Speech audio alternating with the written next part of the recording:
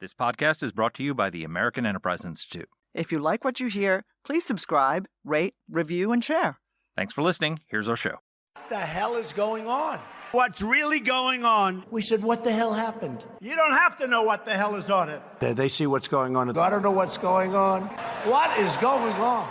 We must find out what is going on.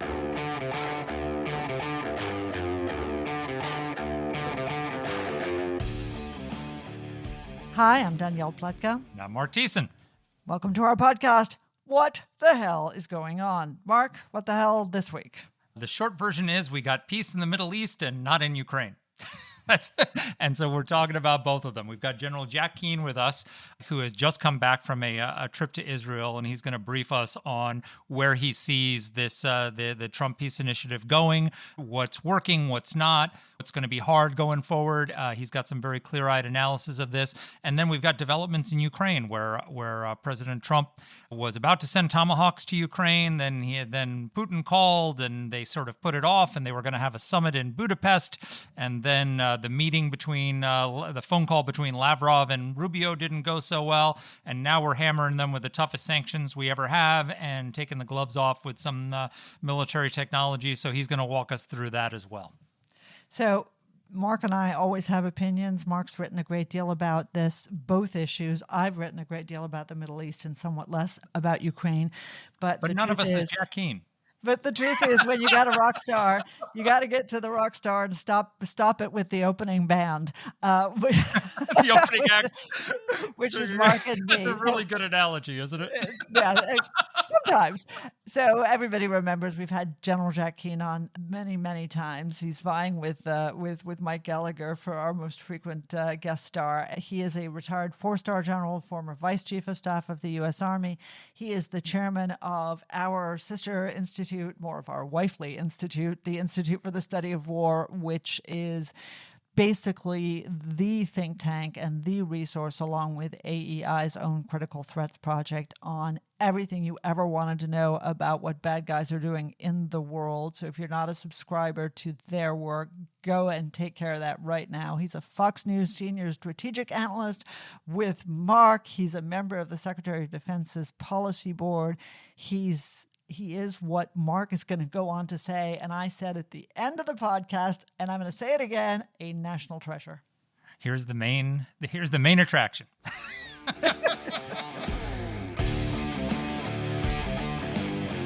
Well, Jack, welcome back to the podcast. Well, it's delighted to be here with you and Danny and your audience. Appreciate it. Well, we're grateful to have you. So you just came back. We want to talk about both Ukraine and Israel, but you've just come back from Israel. So tell us what the hell's going on. Well, first of all, in Israel itself, I think just dealing with the reality of what October 7th meant to the people, I don't think they'll ever have the same kind of confidence in their security forces and intelligence services that they had prior to October the 7th again. I mean, they almost felt inoculated by them and completely protected. And that there's been some erosion, certainly. And that's understandable. It's not that they don't support them. They obviously do. And, it's a very small country. We're not too large a military to begin with, and they're very close to it, and everybody participates in it of military age, certainly. The other major takeaway is that Israel can never, ever again permit proxies on their border to develop capacity to attack them. And they tolerated that for numbers of years with Hezbollah, 150,000 rockets and missiles. I mean, Hezbollah had at peak times in Syria over 50,000 ground troops in Syria propping up the Assad regime. To give you a sense of the scale of that organization, so much more than just a terrorist organization. They were a formidable paramilitary organization, to be sure. And we all saw what Hamas did on October the 7th, and they've been working at it for well over a year to do that. And they understand that. I mean, I mentioned that to Prime Minister Netanyahu, and he certainly grasped that as well. And they were already there before me, obviously making that conclusion. The other thing is that Israel really, while they maintain very close geopolitical ties with the United States, and that should continue, certainly, they have got to move away from being so military dependent on the United States. And the reason I say that is during the Cold War, like a Republican administration, prosecuting an overall strategy to contain the Soviet Union. And there were different policies that Democrats, Republicans had, and certainly different funding levels to be sure.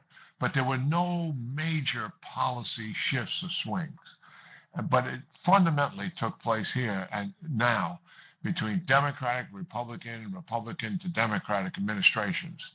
So much so that it's a major swing. And we saw that with the Biden administration, who stiffed the Arabs, did not support the Israelis the way they should have been, significantly cut back on the, once the war started, on military assistance to them that they really needed.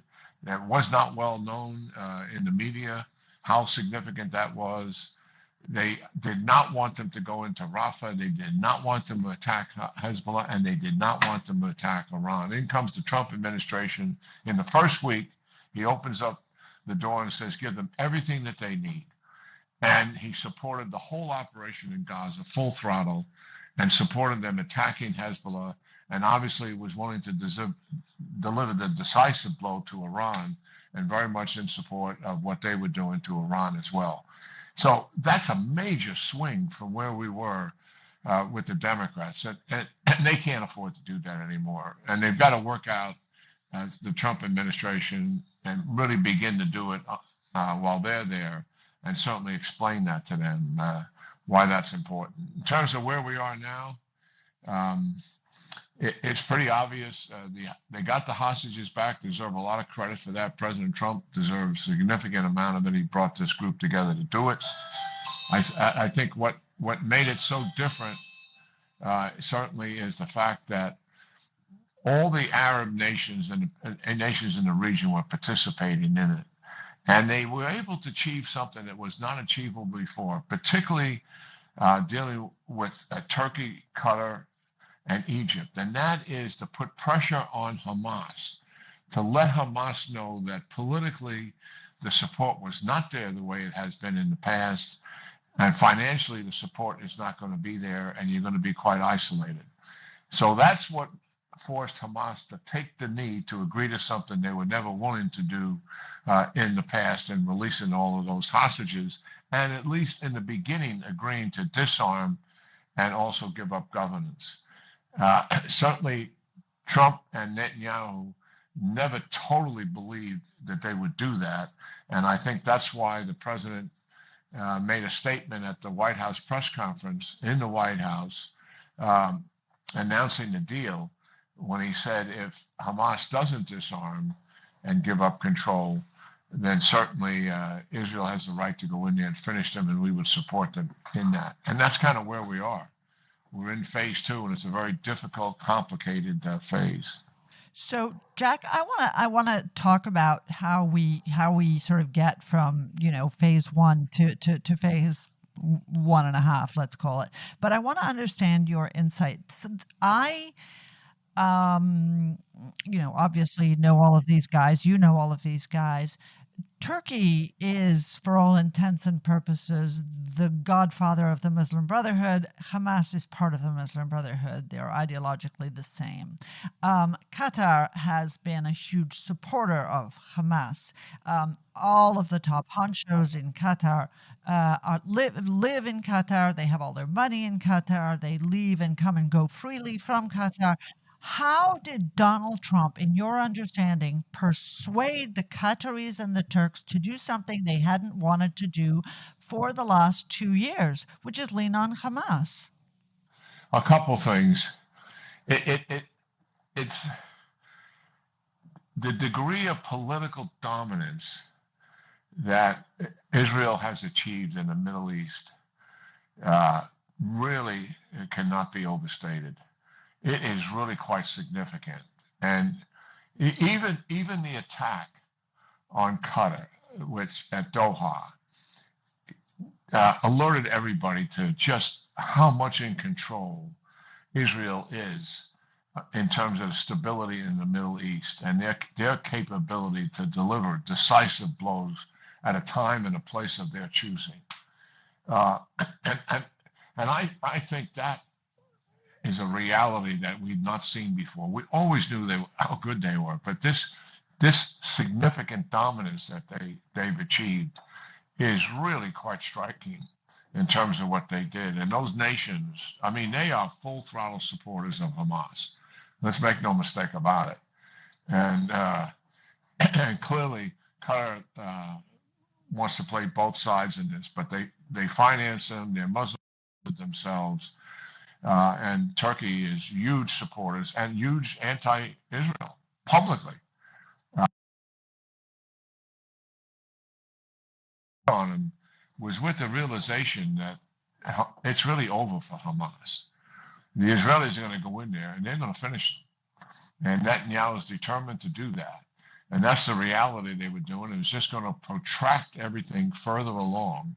Hamas were going to be finished as an organization, one way or the other. And the other Arabs, certainly, you know how they feel about it. They're not pro-Israel, but they certainly are anti-Hamas, and they wanted this thing over sooner rather than later as well. So I think it's just Israel's strikingly dominant position that they have, and number two, the realization that this is over in Gaza for Hamas, and the sooner we recognize that and begin to recover and restore it, the better. So I think that's why they were willing to take a knee here and put some pressure on Hamas. Yeah, I mean, I agree with you, and I think that strike on Qatar by Israel, which I initially thought was a bad thing, actually had a pretty influential effect as well. But can I just follow up with you, because you said something that sticks in my craw every time I think about it. The president has threatened to destroy Hamas. The vice president yesterday threatened to destroy Hamas, come in militarily. Obviously, the Israelis have demanded that Hamas be dismantled. But you know, this is not H.R. McMaster in Fallujah, if I may say so. The Israelis are not going to bring in 100,000, 150,000 troops again and go house to house to house. How are they? How is anyone going to destroy, to use that word, Hamas? Do you think, or is that just rhetoric? No, you kill them. I mean, I don't know why we make this a 10-foot tall problem. I really don't get it. I mean, I hear people tell me, well, this is an ideology and it can't be destroyed. Nonsense. These are people under arms and you go kill them. That's how you destroy them. And we did it with Al-Qaeda. We gave Dave Petraeus the mission to destroy Al-Qaeda inside of Iraq and the Sunni-based insurgency. And in something less than 9 months, he accomplished that feat. He was the only military commander for the entire time we were in Iraq who had a clear and defined military objective. People say, oh my God, it's an ideology and it can't be destroyed. He showed me the missive. He said, take a look at this, sir. He said, this is transmitted from Al-Qaeda leader in Iraq, and he's transmitting it out to Osama bin Laden and the other controlling factors of him. And he said, the war is ended here. They are killing us. And that was his word. Don't send any more brothers. It is over. That's almost a direct quote from the leader inside of Iraq in charge of the Al-Qaeda. That's the way you end this thing. This is nonsense that we've got to conduct some unbelievably sophisticated counterinsurgency operation to win the hearts and minds of the people. You can't win the hearts and minds of the people. Petraeus is saying that, and it's an absurdity, and I've argued with him.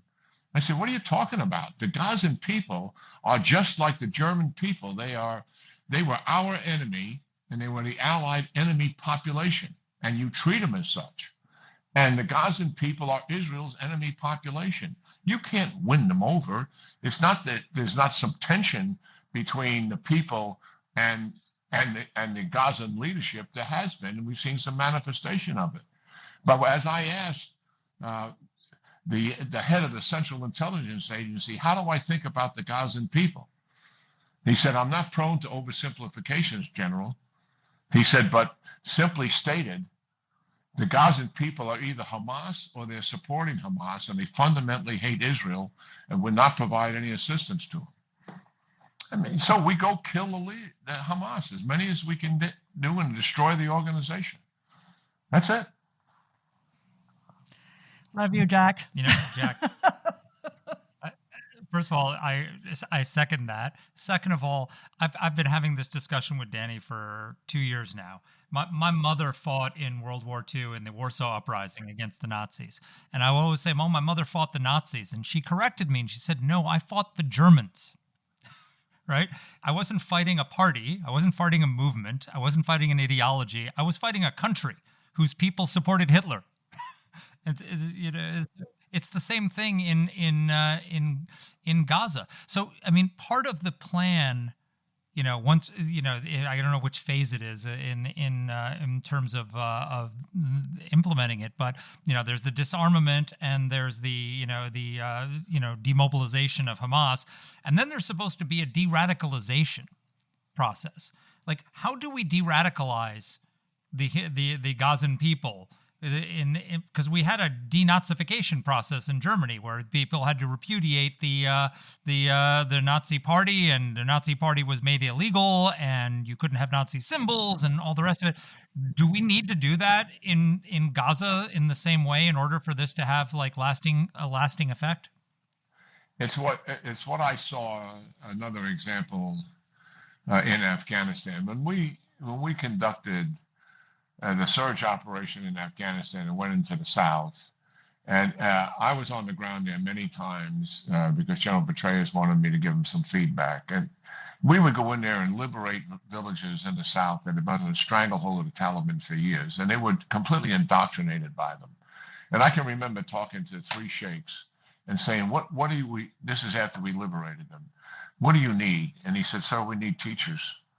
We need teachers. And what they did is they just, no more Taliban, no more indoctrination. They just brought in educators to teach them the normal things that school kids are learning, right?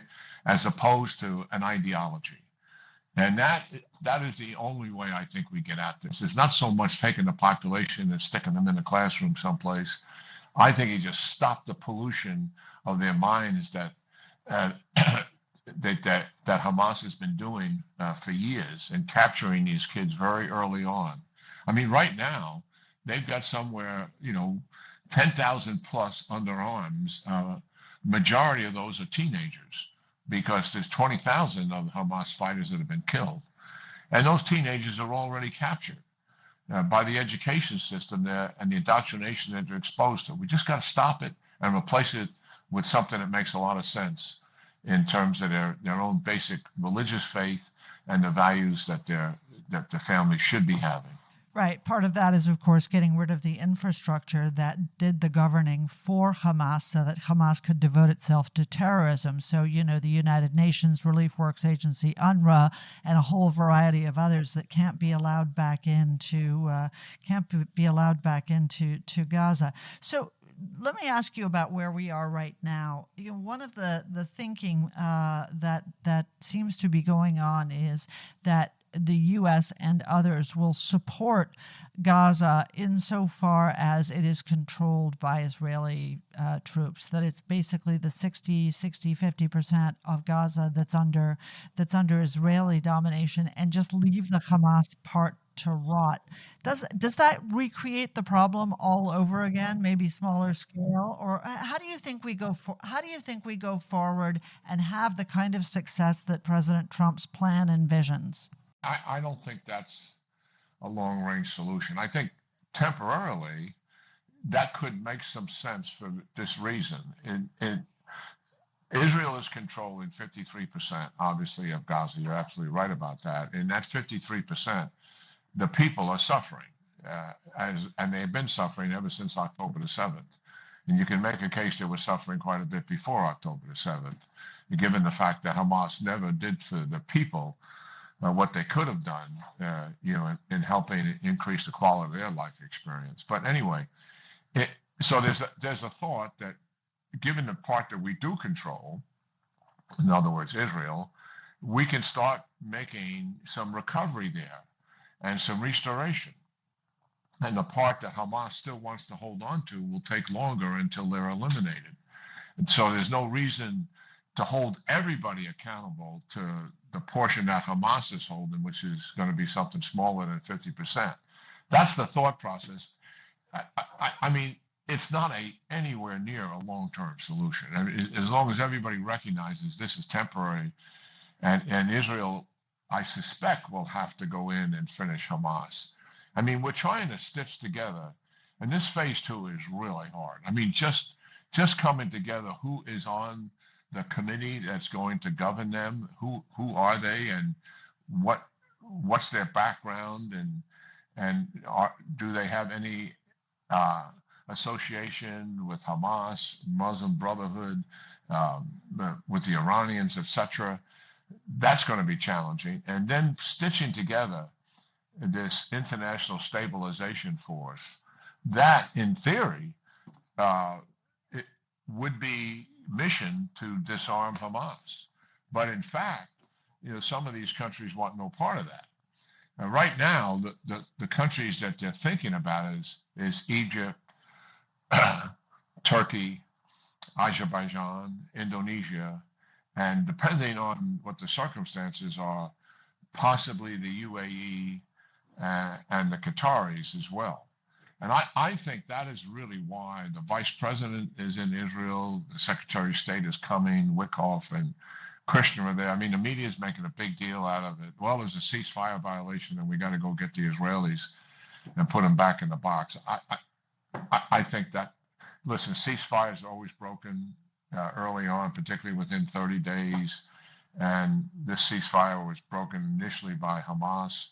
And after they killed two soldiers, Israel delivered a heavy response, much as they did when Hezbollah did much the same thing after their ceasefires. They delivered a decisive blow to them to make certain that they understood they're not fooling around here.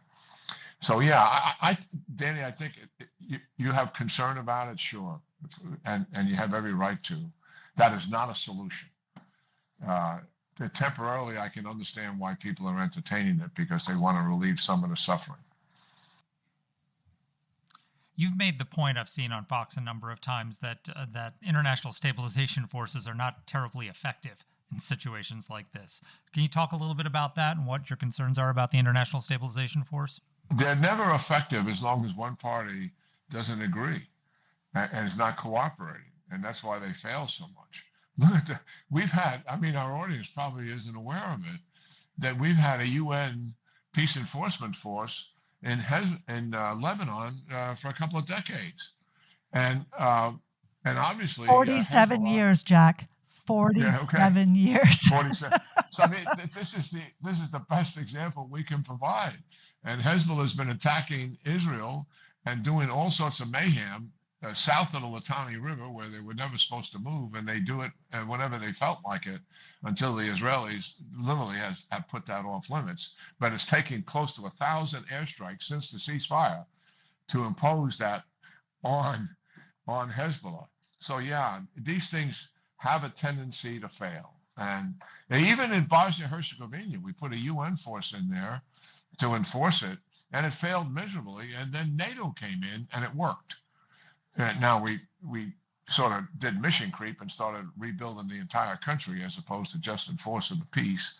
And then that was the Clinton administration. But if you just look at what the peace enforcement force was doing, you have to have the right force to do it, and you have to be willing to punish people who are violating the ceasefire. And if you're not willing to do that, then you're not going to be able to enforce anything.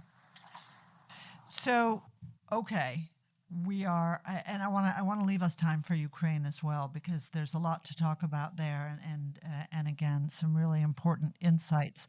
But I have a suspicion that the so-called international stabilization force is going to be exactly as you describe. Unfortunately, especially if it isn't backed up by a serious military. The Egyptians are not serious. Pakistan is talking about it, and of course they're really a non-starter. So, is there here, do you think, the pathway towards a solution to the question of quote unquote Palestine? You know, the president has a 20-point plan, but of course, back in the president's mind and back in the Israelis' mind is, how do we get back to October 6th when we were about to make peace with the Saudis? Right? How do we get back to the Abraham Accords vibe and forget about, you know, from the river to the sea? Do you see that as a realistic prospect? No, I see it as aspirational. And the reason is, we got to face facts here. We know where Hamas stood, and we know they had the support of their people. And they're trying to replace the state of Israel, not a two-state solution. And that's why all the Arabs in the region reject Hamas. They know that there's never going to be stability as long as you have an organization like that, having its way. And even when you look at the West Bank, they all, from the top leadership on down to include the people, supported October the 7th. They were in the streets celebrating it. And so it's hard to fathom that when you have that many Palestinians supporting the destruction of the state of Israel and the replacement of it with a one state, that it's possibility of getting a two state. I think it's aspirational. And we use this term, the Palestinian Authority has to be completely reformed before we get there. Well, yeah, I agree. They have to be completely replaced. And the Arabs certainly would love that to happen. They are fed up with Mahmoud Abbas when you talk to them about it. I mean, it's in their body language. It's in the words they choose. They're fed up with the rejectionist attitude. They recognize that different Israeli administrations made unbelievable concessions to them, and they rejected all of them. And that's the reality. Maybe Ehud Barak was the most formidable in making major concessions to them, giving them a partial control over Jerusalem. But the reality is, until you see major reform taking place, there's not much of a chance of a two-state solution. So I think it's aspirational, but I believe the Arabs will take that. In other words, they still in time will normalize with the Israelis if there is something of a plan out there, even though it's aspirational. There is a pathway, so to speak, and because they want to get on with stabilizing the region and also the growth and development in the region, and they recognize that Israel does a couple of things for them: economic growth and development, technology development, and also future stability in terms of the Iranians. And the United States is a partner in all of that. So that's where they are. So I think it can't be stated as being aspirational. It's got to be presented a little bit more concretely in terms of having some kind of a plan.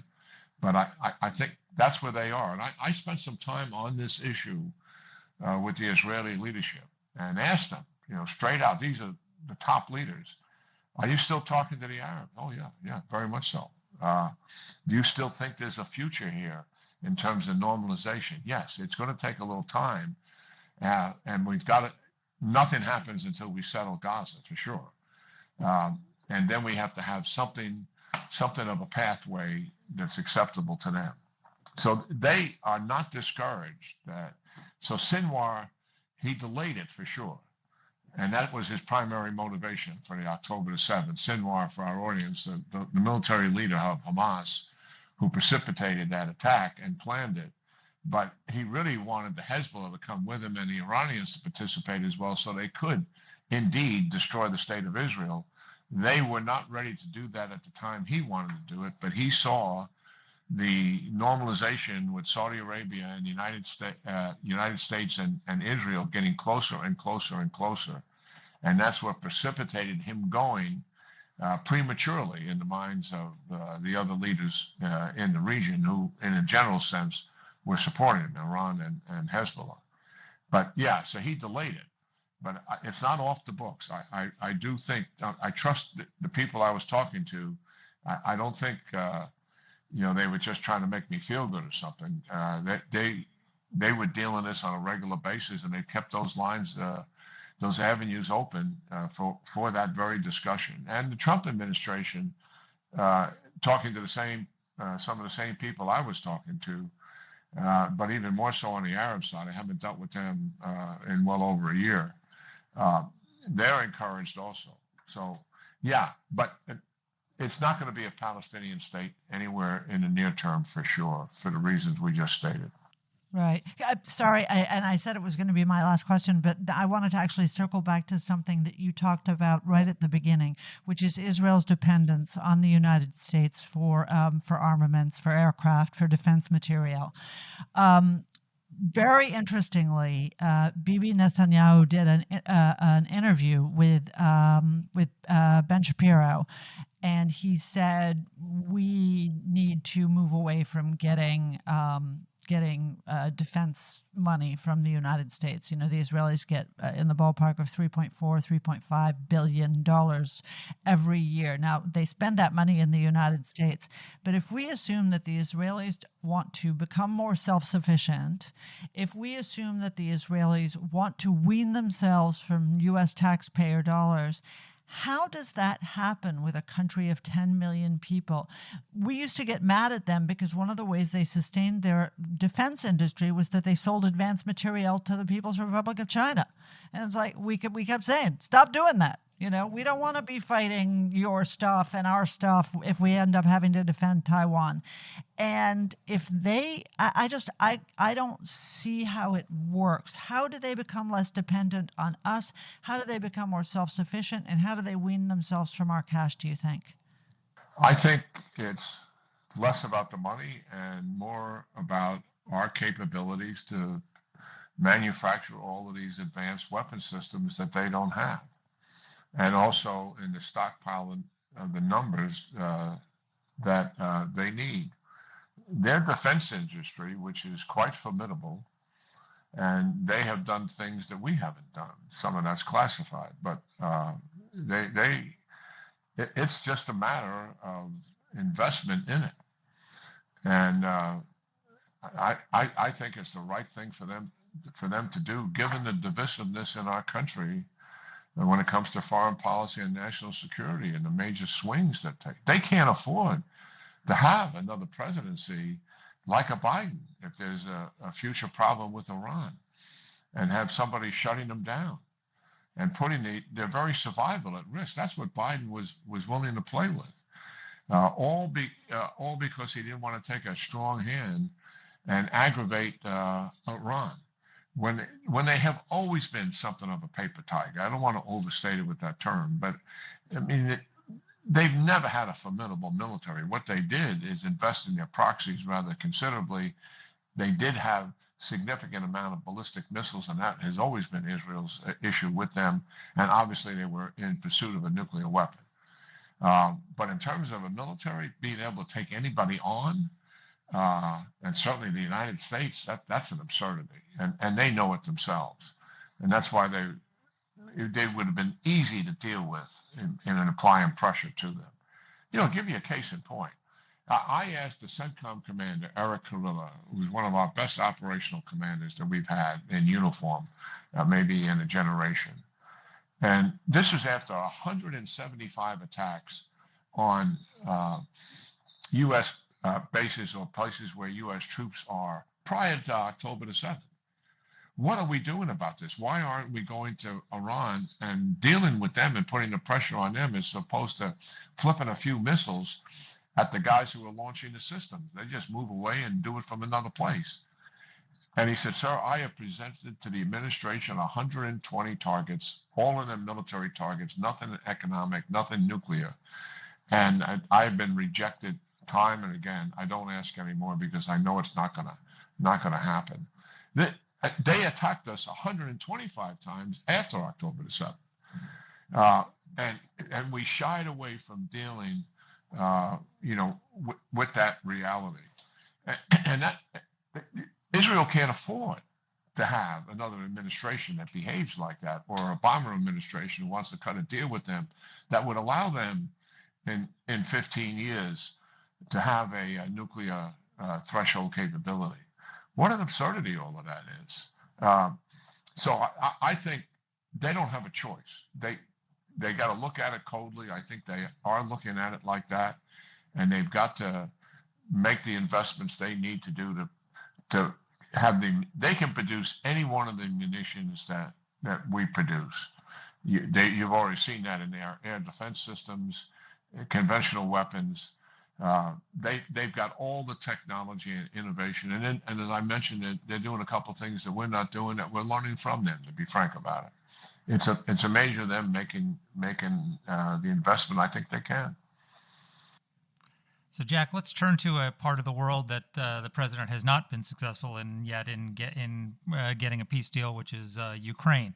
It looked like the president was moving towards giving them tomahawks, and then Putin called, and all of a sudden he put that on hold. There was supposed to be a summit in Budapest, and now the summit in Budapest is off because it's clear the Russians are not willing to make concessions. Where do things stand in Ukraine right now, in your view? Yeah, well, a couple of things. I don't think, from a Russia's perspective, not much has changed, for them. Their strategic objectives are the same: topple the government in Ukraine, put a stooge government in, use Ukraine as a base to expand into Eastern Europe. And that is where they are.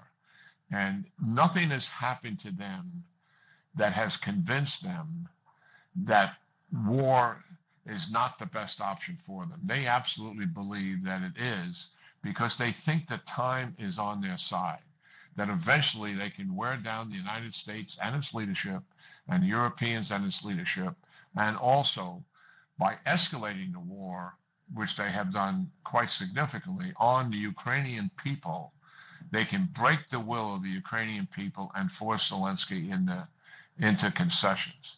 So by protracting the war, continuing the war, is one of their major objectives.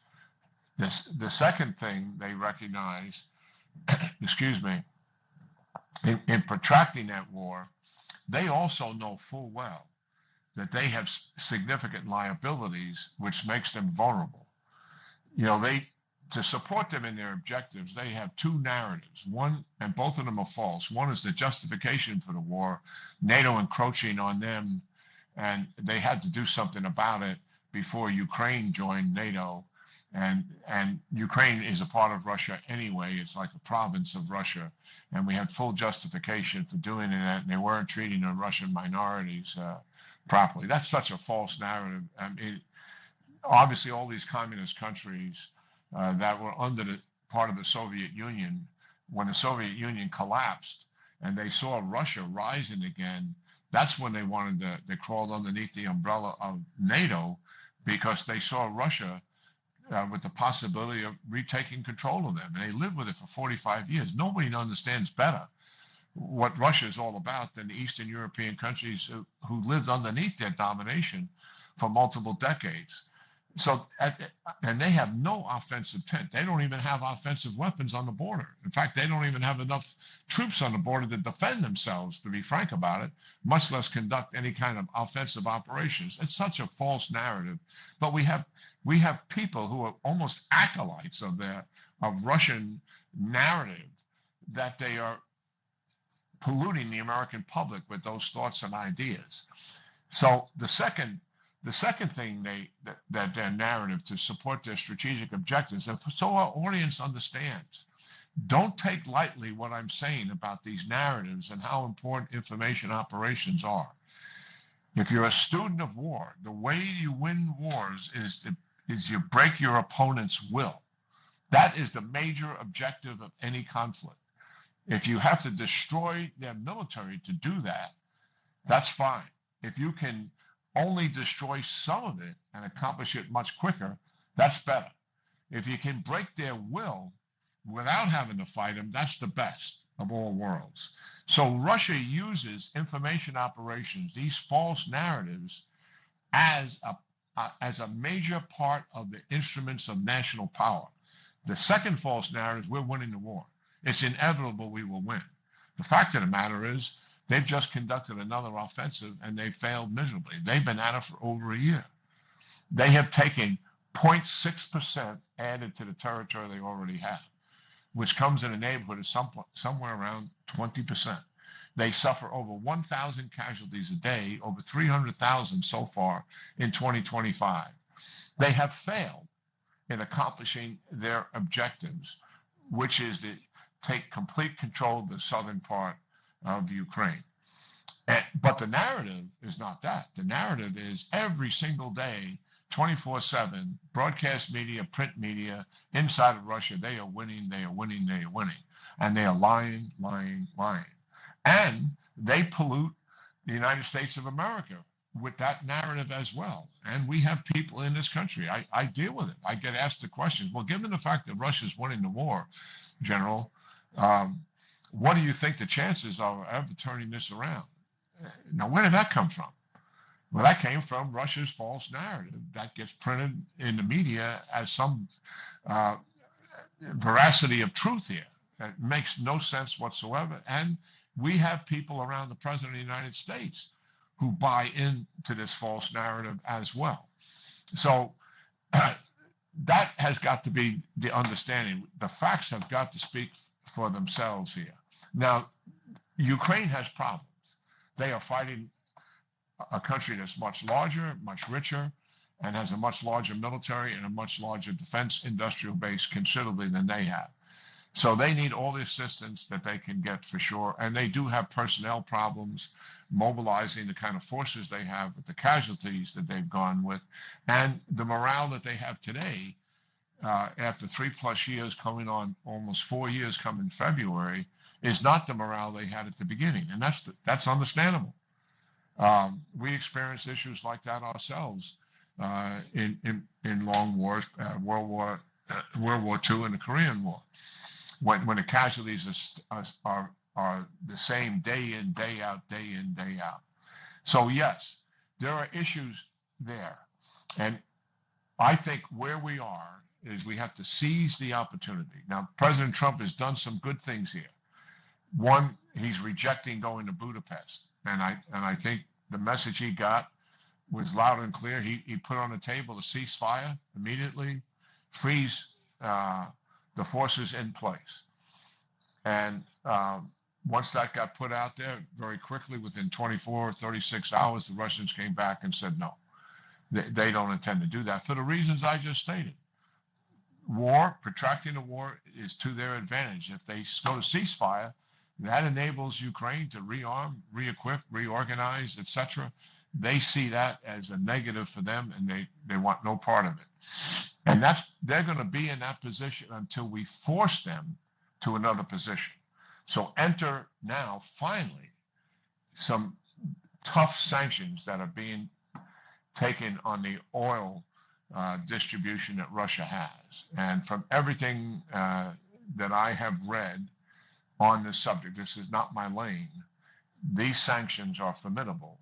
And we have to enforce, of course. I learned that from Pompeo. He told me when he was Secretary of State, Jack, it's one thing to have the sanctions, but you months later and weeks later, some people aren't enforcing them to the degree, and you got to have people working this all the time to make certain that the sanctions are being enforced. But there's a second thing that's got to drop.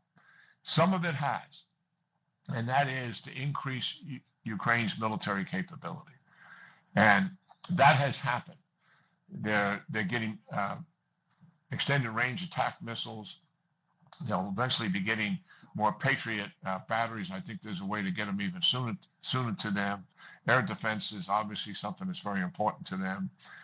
We have an American company that's helping them build drones that are the counter drone to the Shahed drones that the Iranians developed for them, and they're mass producing them at the Abaluga Manufacturing Center. And we've taken down something close to 4,000 of them now. All of that is good, but it's not enough. And we have got to get air defense systems in there sooner to help protect them. And we've got to get all the long-range weapon systems that we can give them, got to get them into the fight. Tomahawk missiles, case in point. The president, I think I said recently, someone gave him this information. It's going to take 6 months to a year to train up Ukrainians. It doesn't take 6 months to a year to train Ukrainians to do anything. It just doesn't. Is that program, if you join the Army, you go through basic training and you're going to become a TLAM missileer, we probably have a program that takes you 6 months to qualify, just as it would take you 6 months to qualify on an M1 tank or an artillery piece or a Patriot missile. And that may even take longer. That's the qualification program. But a condensed training program, and my checking with the Army could be done easily in 6 weeks. And once you define that program, because we have seen this time and time again, I don't care what accelerated condensed training program you give to the Ukrainians, they exceed your expectations. Why is that? Because and they just get on with it and they push it and push it. There's no such thing as an 8-hour day. There is in the military when you're in a school-like program. They're going at this thing as much as they possibly can, 12, 14 hours a day, 7 days a week. And that's why they get it done very, very quickly. War focuses the mind. So training shouldn't be an impediment. It wasn't an impediment for deploying M1 tanks, which is the most complicated tank in the planet. It wasn't an impediment for HIMARS or ATACMS. And training wasn't an impediment for giving them F-16s and training up, obviously people who already know how to fly a jet fighter, but to transition to a much more complicated fighter that also has air defense capability associated with it is take some training. But none of those systems that we have deployed, and to include the Patriot batteries, none of those systems has training ever been used as a reason not to provide the capability. We have actually accelerated the training program to meet their needs, and we can absolutely do it with ground Tomahawks. I do think that these systems eventually will get in the hands of the Ukrainians because it just makes so sense. So our audience understands what Russia has done. There's a defined sanctuary that they feel protected on from cruise missiles and ballistic missiles. And they know the range of our weapon systems and what the Europeans have done. None of them are beyond 300 miles. Drones can go 300 miles, and they swarm drones, and they have had some success with those drones, to be sure. They've taken down somewhere in the neighborhood of 30 to 40% of damaging their oil refineries, using largely swarming drones to do that. And by the way, their technology and how they swarm drones and do it so successfully, they're in advance of us and how to do that. And we are going to school on it as we speak to make certain we have that same capability. The Ukrainians are teaching us that. But to take down a major manufacturing center where 20,000 North Koreans are working and they're cranking out these Shahed drones by the thousands and thousands every month, you're not going to do that with drones. You got to do that with a cruise missile or a ballistic missile, and multiple ones. So Russia has developed a sanctuary. They've got their bombers out of range of cruise missiles and ballistic missiles. They're in range of drones, and they've already proven that. But the reality is, if you're going to take down air power, you have to take down more than just some of the airplanes. You've got to take down the air power infrastructure that really is the foundation for air power itself. What am I talking about? The fuel, the ammunition, the warehouses with spare parts, the entire air power infrastructure that's usually at an airport, which is also sort of an industrial base in addition to an airfield where the obvious planes are taking off and landing on a regular basis. That whole air power infrastructure has to be destroyed. And you need cruise missiles to do something like that very effectively. So they have this sanctuary north of 300 miles. And nobody should be allowed to have something like that as an invader to another country. And we've just got to stop it. And I think eventually we will do that. But we're not there yet, that's for sure. So Jack, one follow-up question on this. So one of you talked about the false information that Trump is being fed about how the training will take too long on the Tomahawks. The other thing where he's getting from certain voices is, well, we've got a shortage of all these missiles. We don't have enough Tomahawks. We don't have enough PAC-3 missiles. Can you address this issue of the shortages? And also, you told me about a company called Divergent Technologies out in Los Angeles, which is laser printing these weapons. I actually went out and visited them a few weeks ago and got a tour of the facility, and it's remarkable. Can you talk about that, what that could do for speeding up the production of Tomahawks, of PAC-3s, of drones and other technologies? Yeah, most definitely.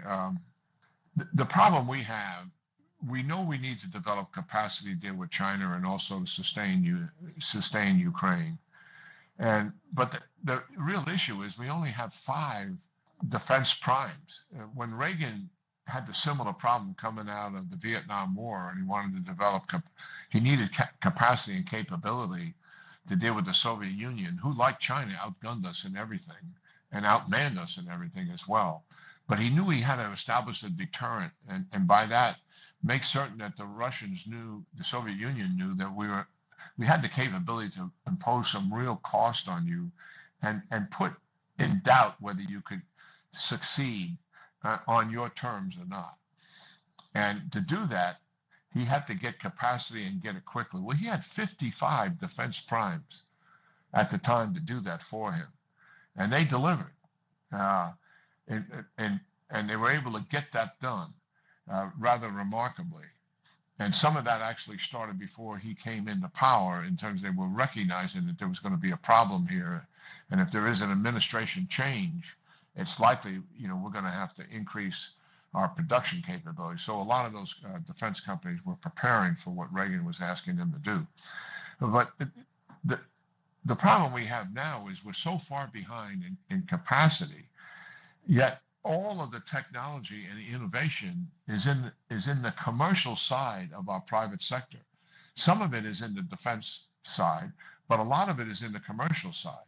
So Divergent Technologies, and full disclosure, I have an association with this, but I only have it because I care so much about these guys, and I'm trying to do something to really help them. And they developed this technology dealing with Ferraris and Mercedes and others. And what it is, it's digital design and digital manufacturing with 3D printing. So I won't get into what they accomplished in the automobile industry, but being they accomplished that, now they've got the Defense Department looking at them and saying, oh my God, really? So what they can do is they took an extended range attack missile that goes about 250 miles, excuse me. And it normally takes 18 to 24 months to build it. They built it in somewhere in the neighborhood of 6 to 8 weeks. And they took it from 200 parts to 10 parts. I mean, I have difficulty getting my head around this intellectually, because it's beyond my capabilities. But the reality is, it is transformational. It's Intel property, IP, that China does not have. You know as well as I do, China stole our hypersonic missile capability. We had that developed that first, and they stole it, and they got multiple batteries pointing at Taiwan at our bases as well, and we haven't deployed our first battery. But the reality is, this is something we own, and it is truly transformational. And this wasn't some plastic prototype that they put together. This is a missile that was test fired, and then they did it again and again, test fired, and made certain it all works. So the problem we have is being able to scale these companies and get them scaled quickly and put real money on it. And enter Feinberg, who's the deputy. I absolutely believe a brilliant choice to bring somebody in with the business background that he has, and finally begin to turn our archaic business practices around in the Pentagon. And despite his will and how he knows to get to the final objective, that bureaucracy is still a major impediment for him, but he is making progress. And this is something that we can do. It begins to solve the problem with China, because you can put it on any system out there. Missiles was the obvious. They just wanted to demonstrate that. And he's associated now with defense contractors. He's going to do more of this. But I think he's got one factory. What we need is about 20 of them, to be frank. And other companies like him. I was talking to Defense Department leaders, and I said, guys, we have to encourage more development with that technology out there. We need a lot of divergence doing this. And that's how we catch China. That's how we sustain Ukraine. And yes, there are, to get back to your original point, Mark, we don't have an unlimited amount of Tomahawk missiles. We just fired a whole bunch in the Middle East, dealing with the war with the Iranians and the Houthis and everything else that's been taking place out there. Those are air-launched and sea-launched cruise missiles. Well, for Ukraine, we need ground-launched cruise missiles, and that's a newly developed product because they've always been air-launched and sea-launched. And now the Army has developed something that they refer to as a Typhoon, but it's the Tomahawk, and they have it in a 40-foot shipping container. It opens up, and 4 launch tubes come out of it. And they've deployed it in the Philippines, and it's one other place in the Indo-Pacific region that they've deployed it. And obviously, they want the range that comes with that. 1,500 miles is a significant range, and that missile and its capability, although it's been improved on, goes all the way back to the first Gulf War. The first time the American people really came to grips with that technology. Yeah, I believe what's going to save our bacon with China is American industry and its innovation and creativity. And we just need to put our money on the right winners that are out there. And much of the innovation is in the commercial private sector, not associated with defense. And we've got to pull it in to the defense and get that innovation moving in the right direction. Jack, I know you've got to go. I want to ask you an exit question from my side. You know President Trump, and my view about how to deal with the challenges is not to spend all of one's time telling everybody how much one dislikes Donald Trump and how much one doesn't respect his decision making, but instead to try to get him to do the right thing, which I think he has done in a lot of instances, but not everyone. And what we've seen, even over the last week, but certainly over the last 10 months, has been this sort of whiplash, right? Where, he talks to Putin and he's not sending the Tomahawks. And then Putin disappoints him and he sanctions Russia, incredibly devastating sanctions this week.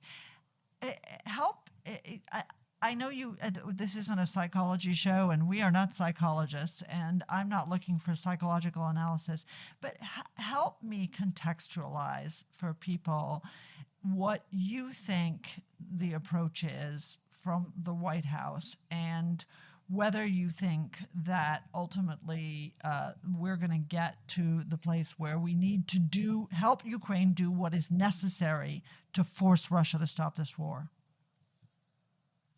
Well, it's a very good question, and there's not an easy answer to it. But when I look at it, I draw back from it. I think President Trump has been almost perfect in dealing with what he inherited in the Middle East.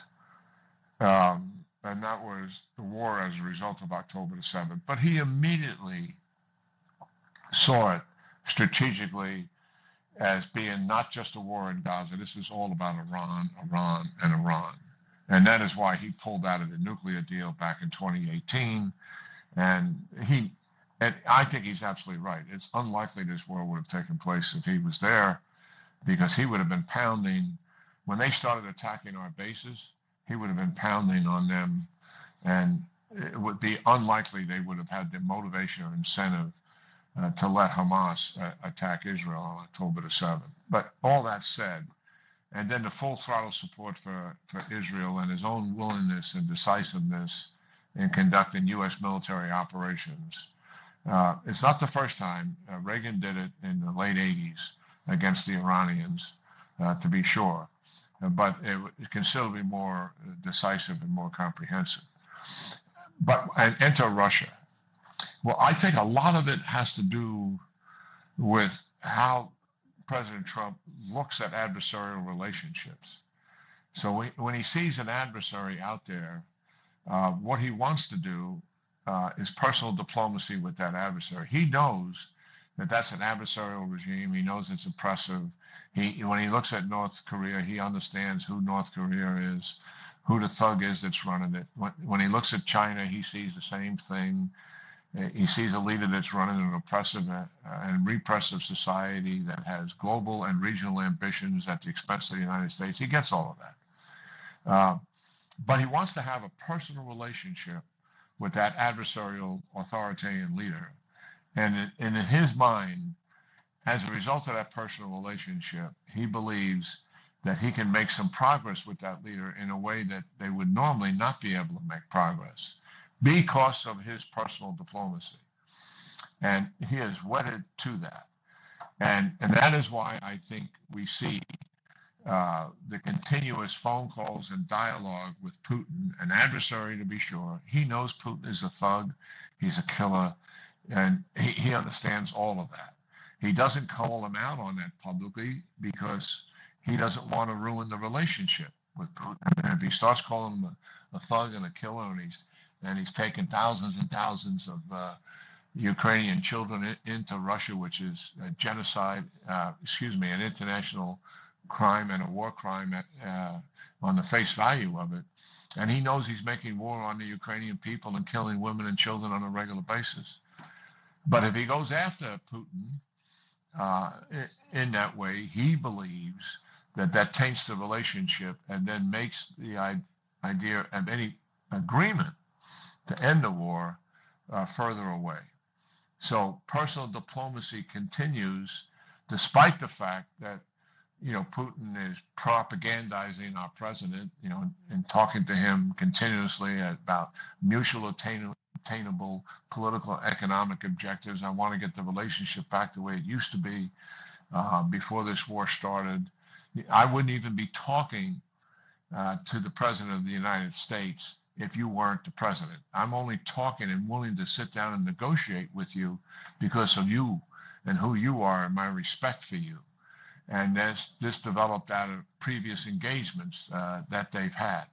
So as a result of the personal diplomacy, he tolerates Putin walking away from what? One, no ceasefire, which Zelensky agreed to. Remember, that was the initial deal. That's what the president wanted. Putin said no.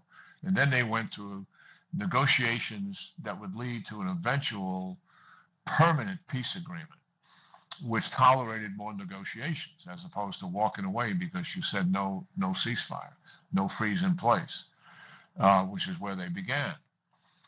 So we saw lots of phone calls and a number of meetings, and nothing came of it. And to look at that, you say, oh my, our president is being gamed by Putin. And the president says much the same. He says, I think he uses the word tapping. I believe I'm being tapped here, So he sees all of that, but I think he still believes that if he lowers the hammer on him, then it hardens Putin and puts him further away from maybe coming to an agreement. I think his mind is changing on that. And what's the sign of that? Well, one, he's been willing to upgun Ukraine militarily. He's removed restrictions on the use of long-range offensive weapons. Two, now, something he's been reluctant to do, he's going to some pretty tough sanctions that's going to hit Putin in the pocketbook in terms of revenue source. And so I think he is changing his view slowly here, to be sure, and probably a lot slower than many of us would like to see, because we have believed from the outset that the only thing that's going to get Putin seriously to the negotiating table is he has to suffer some real hardship, one, on the battlefield, and two, financially in his economy. He needs those two pressure points simultaneously, and they both have to be very real and significant. Otherwise, he's going to keep talking and keep stalling. And as I said at the outset, he believes time is on his side and he can wear us down by protracting the war. So that, I think, is the reason for it, and why the two are so dramatically different. The Middle East and the war in Ukraine. Even though we're dealing with adversarial regimes, we're obviously dealing with war crimes on both sides. We're dealing with brutality and barbarism on both sides. I think it's the relationship that he has with Putin, and is absolutely convinced that based on that relationship, we can make some progress. And he hasn't been able to do that. I think that's why we're seeing changes, and I think we'll likely see more changes in terms of a hardening position, both militarily and economically. No relationship with the Ayatollah and his people whatsoever. They never wanted to have one. Remember, they never ever wanted to talk direct with the United States. They never did. That's the reality of all of that. So he's never been able to exercise personal diplomacy, and the fact that they really don't understand Trump and how to work with Trump, I think contributed to the sorry state of affairs they find themselves in now. But that's my explanation for it, as best I can understand it. Looking at it, and also obviously having had some conversation with the president on it. You cannot argue with how well-intentioned he is here. He is dead serious about wanting to stop the war and stop the killing. And he and Melania talk about it. It is an issue for them on a personal level, and they really do want to stop it. But he also knows he needs Zelensky's cooperation, and he's got it 100%, and he needs Putin, and he doesn't have it at all. That's the reality, I think, of where we are. Well, Jack, I agree with you in terms of his intentions. And I think the lesson from the Middle East, in addition to the fact that the Iranians are not as smart as Putin and to try to engage him, is you need to coerce people with military force to get them to capitulate at the negotiating table. And I think that he's got to do to Russia what was done to Iran and Hamas in order to get the same result. I agree. Well, Jack, you're a national treasure. Every time I spend an hour with you on this podcast, I feel I'm smarter. Yeah, God bless you. Absolutely. Thank you, Jack, for everything you do for our country. And thank you for what you guys do. Okay, I mean, you got powerful voices out there, smart, intelligent, and firm with backbone. That's good. All right. Thank you, Jack. Thank you Take for care. everything. Take care. Take care. So, Mark, what do you think? So I want to talk about this company, Divergent Technologies, that Jack was talking about at the end, because I just went out to visit them in Los Angeles. I did a factory tour.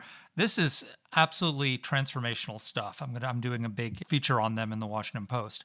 They started out as a company that developed this ability to use laser printing to make the chassis for Bugattis. So they make supercar, bodies with this laser printing, and it's when you laser print it. And I looked at when they make their own laser printers. So this is completely, developed. There are no moving parts to it. It's one piece, right? So, and they can do it in days. So they can, if you take a PAC-3 missile, which we have a shortage of these missiles for Patriots because Israel needs them, Ukraine needs them, we need them, lots of our allies need them. It takes 6 weeks to make one of these missiles. They can do it in 6 days. I mean, think about how transformational that is in terms of the capability. And what they do is they make the body of it, and then they send it to Lockheed or Raytheon or whichever the contractor is, and they put all the electronics into it. But it also doesn't break down because it doesn't have spare parts, because you're going from a piece of technology that has 180 parts to something that has 6 parts put together. And what they said is over time, they will get to the point where you can forward deploy the laser printers to the battlefield. So you can start printing them in country near the combat zone. If you want to, it's not just missiles, parts for a ship. So you have one of the problems we have is we only have so many aircraft carriers and they have to be brought into dry dock for maintenance.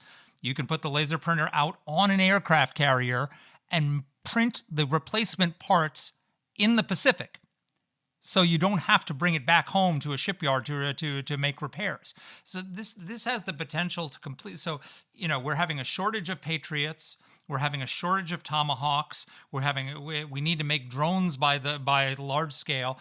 And you can do this, with these printers.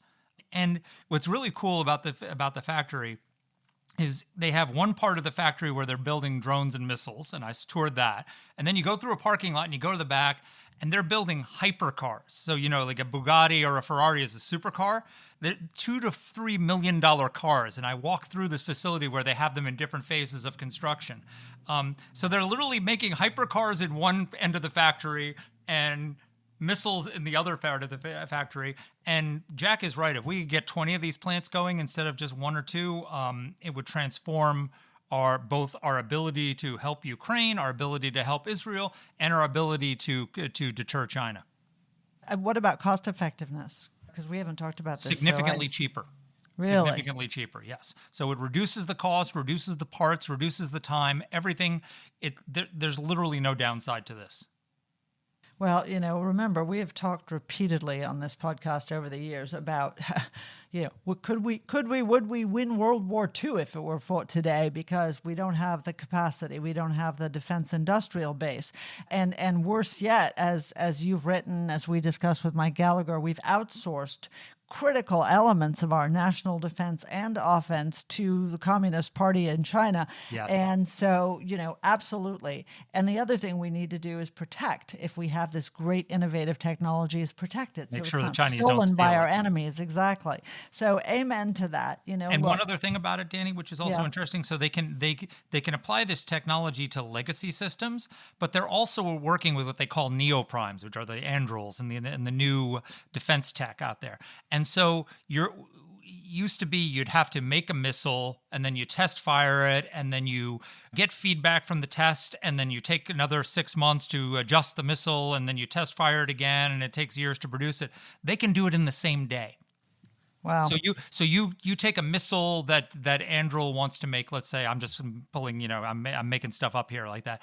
But you take a missile, you fire it, you get feedback, you put it into the computer, you make adjustments. They print it the same day, and then you can fire it again before the day is out with the adjustments you're making. So it'll speed the development of new military technologies in a way that you can't do today with the old-fashioned way of making a thing. It's just stunning, and it'll solve all of our problems. Yes, and it will put us on the pathway to my personal dream, which is that AEI has its own army, so we can stop talking about doing this stuff, and we can just sail down the Potomac and do it ourselves.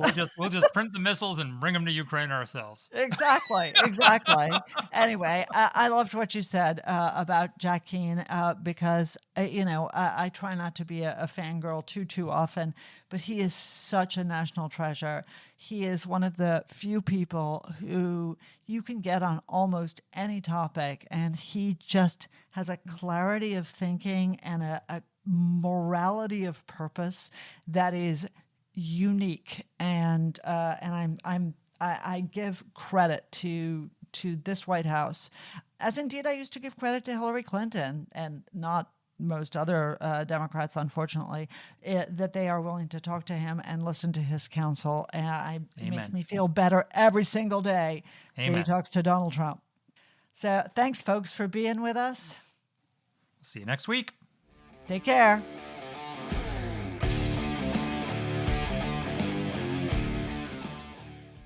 Let us know what topics you'd like us to cover. You can get in touch with the show by emailing us at whatthehell@aei.org. Or you can reach us on Twitter. I'm at @dpletka. And I'm at Mark Thiessen. That's Mark with a C. Please rate and review the podcast.